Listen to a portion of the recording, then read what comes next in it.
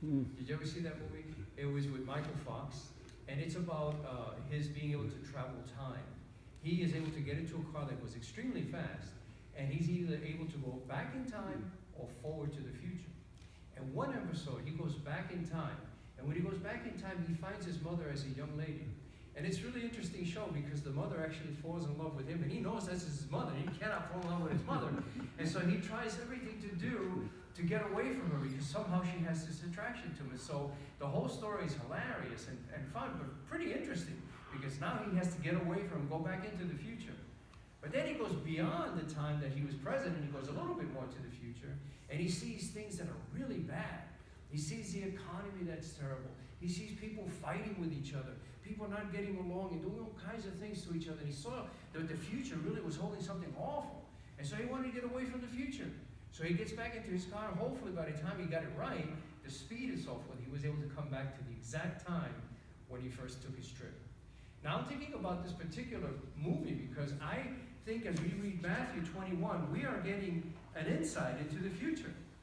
As I read this is the final judgment that Jesus is talking about.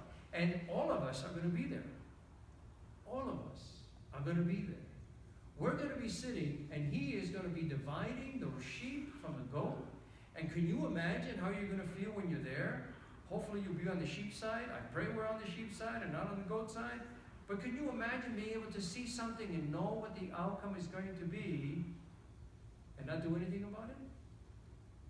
You see, that's the importance of the gospel today, because now we have a vision of something that's going to happen in the future where God will make a judgment, where God is going to divide his people between those that he thinks are worthy of entering into his kingdom and those who have disobeyed and those who have disavowed what he's been asking for. And what does he say about those that are not going to go into the kingdom? These are the people that did not give food where there was hunger. They did not give water where there was thirst. They did not dress people who were naked. They did not visit people who were in prison. And they were surprised because they didn't see the Lord. And they said, when was it that we saw you without food, or without clothing? When did we see you in prison? When did we see you sick? And he says, as when you did it to one of these least, you did it to me. That's the point of the gospel. That we're going to be judged not on what we do specifically with God, but what we do with one another. How we treat each other. How we help each other. How we love each other. How we serve each other. This is a vision of the future, and if you're there, can you imagine, and I want you to do this tonight without terrifying yourselves. I want you to sit down and just try to imagine what it will be like where every creature on earth is going to be before the throne of God. And God is going to say, you, this side, you, that side. Where would you want to be?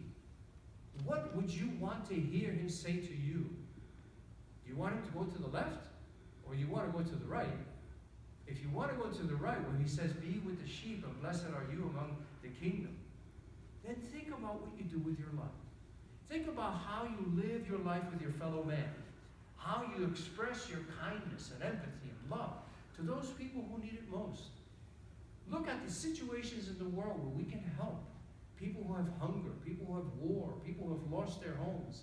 What we can do to help them when they need us most. You see, God is asking us to respond to the world and to others, because when we do that, we do it to him. And if we get that image, that whatever we do to somebody else, we're doing it for God's sake, then it makes more sense for us to understand why it is that God puts such a value on what we do or don't do. And so today he's asking us, look, I'm giving you a little picture of the future. It may be good for some of us, and it may not be good for others, but you still have a choice. You still have a destination that you can change.